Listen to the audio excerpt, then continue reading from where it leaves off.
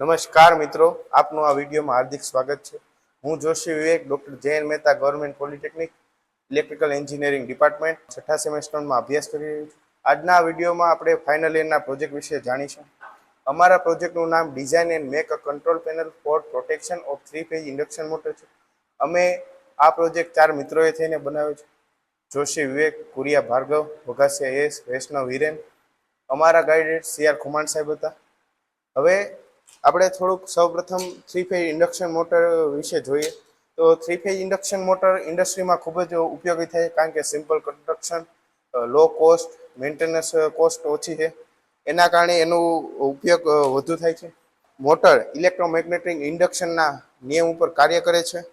સ્ટેટરમાં 3-phase supply આપતા rotating magnetic field ઉત્પન્ન થાય છે અને રોટર ફરે છે. તો આ પ્રોટેક્શન પેનલની જરૂરિયાત શું છે? મોટર ડાયરેક્ટલી સપ્લાય આપવાથી ઘણા બધા પ્રોબ્લેમ થઈ શકે છે.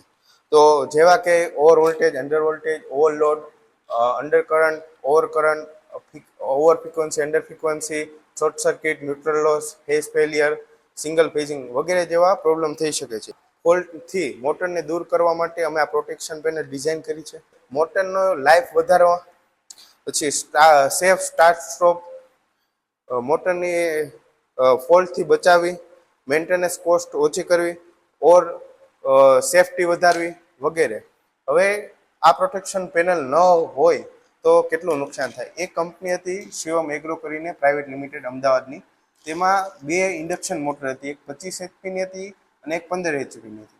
એમાં કે ફૂડનું એ લોકો સ્ટોરેજ કરતા, તો આનાથી જે 15 HP મોટર હતી રિવર્સ ડાયરેક્શનમાં ફરવા માંડી. આથી બંને મોટરમાં હીટિંગ ઉત્પન્ન થયું અને મોટર બળી ગઈ અને મોટરનું નુકસાન 1.5 લાખ જેવું આવ્યું અને બાકી જે ફૂડ પડ્યું હતું એનું નુકસાન થયું. એટલે ટોટલ 4,80,000નું નુકસાન કંપનીને થયું. એક આ ખાલી માત્ર 15 થી 16,000ની પેનલ ન હોવાથી કંપનીને 4,80,000નું નુકસાન થયું. આપણે આગળ જે પેનલનું વાયરિંગ અને કઈ રીતના કનેક્શન કર્યું છે એ આ સ્કેમેટિક ડાયાગ્રામમાં દર્શાવેલ છે. સૌપ્રથમ 3-phase સપ્લાય આપવામાં આવે છે. ત્યારબાદ સિંગલ પોલની MCB રાખવામાં આવે છે. સિંગલ પોલની MCB એટલા માટે રાખવામાં આવી છે કે આપણે આ પેનલ લેબોરેટરીમાં રાખવામાં આવી છે. આથી ત્યાં પ્રેક્ટિકલ કરવા માટે સિંગલ પોલની MCB રાખે છે. એક MCB બંધ કરી દઈએ તો 2 ફેઝ વધે તો મોટર બંધ થાય છે કે નહીં એ આપણને ખબર પડે. હવે આગળ 4 પોલ MCB છે, જે પેનલમાં બધા જ કોમ્પોનેન્ટને પ્રોટેક્શન આપે છે. ત્યારબાદ 2 પોલ MCB છે, મોટર પ્રોટેક્શન ડિવાઇસ, એટલે કે મલ્ટીસ્પાનનો અમે એ રિલે વાપર્યું છે. હવે એના પછી આપણે જોઈ શકીએ કે સિટી આવે છે. સિટી કે આપણને ખબર છે કે હેવી કરંટને સ્ટેપ ડાઉન કરીને રિલેને આપે છે અને રિલે ડિટેક્ટ કરે છે. જો કાંઈ ફોલ્ટ આવે તો મોટરને દૂર કરી દેવામાં આવે છે. હવે RYB ઇન્ડિકેટરથી આપણને એ ખબર પડે કે સપ્લાય ચાલુ કર્યો 3-phase, તો આપણને ખ્યાલ આવે કે 3-phase સપ્લાય ચાલુ છે. હવે કોન્ટેક્ટરની સાથે અમે ડ્યુઅલ સ્ટાર્ટર રાખેલ છે, જે મોટરને ઓન ઓફ કરી શકાય છે, અને ટ્રીપ ઇન્ડિકેટર રાખેલ છે. ટ્રીપ ઇન્ડિકેટરમાં જો કઈ મોટરમાં ફોલ્ટ આવે તો ત્યાં ઉભેલ માણસને ખબર પડે છે કે મોટરમાં ટ્રીપ ઇન્ડિકેટર દ્વારા ખબર પડે કે મોટરમાં કઈ ફોલ્ટ આવ્યો છે.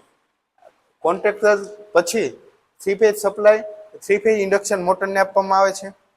આ હતો મારો સ્કેમેટિક ડાયાગ્રામ. મિત્રો, હવે આપણે આ કોલેજની એસી લેબમાં આવી ગયા છીએ. આ LTI પેનલ છે, જ્યાંથી આપણે 3-phase સપ્લાય લીધો છે. આ 3-phase સપ્લાય સૌપ્રથમ સિંગલ પોલની MCBમાં જાય છે. ત્યારબાદ અહીં આ પેનલમાં દેખાય છે એ મુજબ MPD છે મલ્ટીસ્પાનનું, આ 4 pole MCB, 2 pole MCB, RYB indicator, start stop button, trip indicator. તો આવી રીતના અમે કનેક્શન કરેલ છે. કેવીટી જે 3-phase સપ્લાય હોય કેવીટી 6માં જાય છે. ત્યારબાદ 4 પોલ MCBમાં જાય છે. 4 પોલમાંથી અમે સપ્લાય 2 પોલ MCBમાં લીધો છે. એ ડાયરેક્ટ MPDમાં જશે. અહીં આપણે જ્યારે 4 પોલ MCB ચાલુ કરશું ત્યારે RYB ઇન્ડિકેટર ચાલુ થશે. ત્યારબાદ 4 પોલ MCBમાંથી આ સિટી છે તેમાંથી લઈને ડાયરેક્ટ કોન્ટેક્ટરમાં જશે અને સેકન્ડરી વાઇડિંગ આની સાથે જોડેલ છે MPD સાથે. હવે કોન્ટેક્ટરનું 3-phase સપ્લાય મોટર તરફ જશે. હવે આપણે એક ડેમોન્સ્ટ્રેશન જોઈએ. કે હવે આપણે કે ઓવર કરંટ ઓવર વોલ્ટેજ થાય તો પેનલ આપણે પ્રોટેક્શન કઈ રીતના આપશે કે માની લો કે મોટરનો કરંટ 6 એમ્પિયર છે તો અમે આમાં 3 એમ્પિયર સેટ કર્યો છે તો એ મુજબ જોઈએ તો 10 સેકન્ડનો ટાઈમ આપણે સેટ કરીએ તો 10 જ સેકન્ડમાં મોટર ટ્રીપ થઈ જશે. આવી રીતના આનું વર્કિંગ થશે. એક ફેઝ આપણે સિંગલ પોલની મદદથી જો ઉડાડી દઈએ તો પણ 10 સેકન્ડમાં ટ્રીપ થઈ શકે. હવે આપણે ડેમો લઈએ, ઓવર કરંટનો પ્રેક્ટિકલ જોઈએ.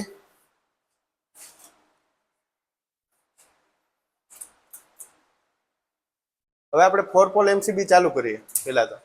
એટલે અહીં મેં તમને કીધું એ પ્રમાણે ઇન્ડિકેટર 3 ફેઝ ઇન્ડિકેટર ચાલુ થયા. સીટી સેન્સ કરે છે એમપીડી. હવે ડ્યુઅલ સ્ટાર્ટર રાખેલ છે આમાં તો આપણે મોટરને સ્ટાર્ટ કરીએ. મોટર અત્યારે નોર્મલી વર્કિંગ કરી રહી છે.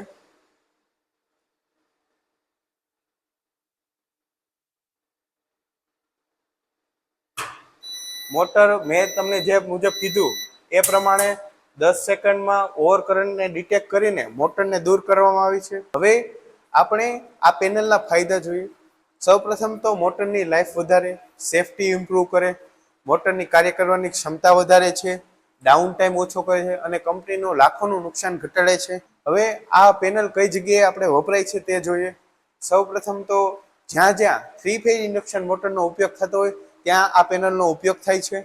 જેમ કે industry, chemical industry, pharma company, textile marketing વગેરે જગ્યાએ આ પેનલનો ઉપયોગ થાય છે. હવે આ આખા વર્ષ દરમિયાન જે અમે પ્રોજેક્ટ બનાવ્યો એમાંથી અમને પ્રેક્ટિકલ નોલેજ મળ્યું છે.